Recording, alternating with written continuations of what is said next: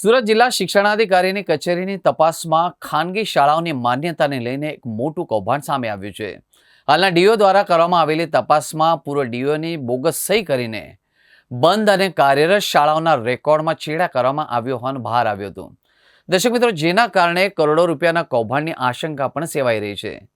આ કૌભાંડમાં કચેરીના જ 5 કર્મચારીઓ ખાનગી સ્કૂલના સંચાલકો સાથે મળીને ષડયંત્ર ચલાવી રહ્યા હતા. તેઓ પૂર્વ ડીઓની બોગસ સહી કરીને વહીવટી મંજૂરીના ઓર્ડર ઇસ્યુ કરતા હતા. હાલમાં તપાસના અંતે 21 શાળાની માન્યતા રદ કરવામાં આવી છે. ડીઓની તપાસમાં 106 સ્કૂલોના દસ્તાવેજો શંકાસ્પદ મળ્યા છે, જેને લઈને આમ આદમી પાર્ટી દ્વારા વિરોધ પ્રદર્શન કરવામાં આવ્યું હતું.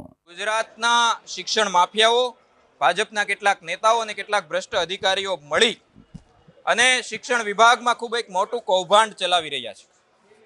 અધિકારીઓની બોગસ સહી કરવી, ખોટા દસ્તાવેજોને આધારે શાળાઓને મંજૂરી આપવી, અત્યાર સુધી નકલી કચેરીઓ અને બધું પકડાતું હતું, પણ હવે બોગસ સહી, નકલી સહી પણ પકડાવા માંડી, અને એ પણ ક્લાસ 1, ક્લાસ 2 જેવા ઉચ્ચ અધિકારીઓની.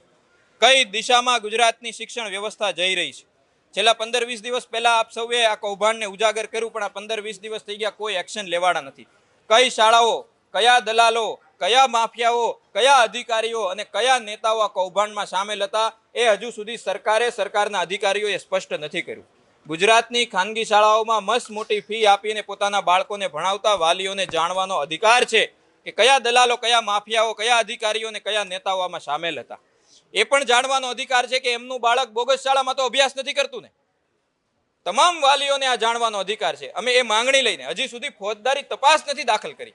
500 રૂપિયાનો કોઈ ગરીબ માણસે ચોરી કરી હોય તો સવારે FIR થઈ જાય છે અને 10 વાગે એની ધરપકડ થઈ જાય છે, પણ આટલું મોટું કૌભાંડ કરનારાઓ વિરુદ્ધ એક FIR નથી કરવામાં આવી. આટલા દિવસો થઈ ગયા છતાંય અમારી માંગણી છે કે આ તપાસ સમિતિનો અહેવાલ ગુજરાતના તમામ નાગરિકો જોઈ શકે એ રીતે પ્રકાશિત કરવામાં આવે. કઈ શાળાઓ સામેલ હતી, કયા દલાલો સામેલ હતા, કયા ગઠિયાઓ સામેલ હતા, કયા અધિકારીઓ અને કયા નેતાઓ સામેલ હતા. બીજું, તમામ ખાનગી શાળાઓમાં વાલીઓ જોઈ શકે એ રીતે મંજૂરી પ્રકાશિત કરો કે આ શાળા મંજૂરી થયેલી છે, આ શાળા સાચી છે. વાલીઓને જાણવાનો અધિકાર છે. અને ત્રીજું, ફીના નિયમો પણ પ્રકાશિત કરો કે કઈ ખાનગી શાળાને કેટલી ફી લેવાની મંજૂરી મળી છે. 15,000ની મંજૂરી છે અને 30,000, 35,000ની ફી લેવાઈ રહી છે. એનાથી પણ વધારેની ફી લેવાઈ રહી છે.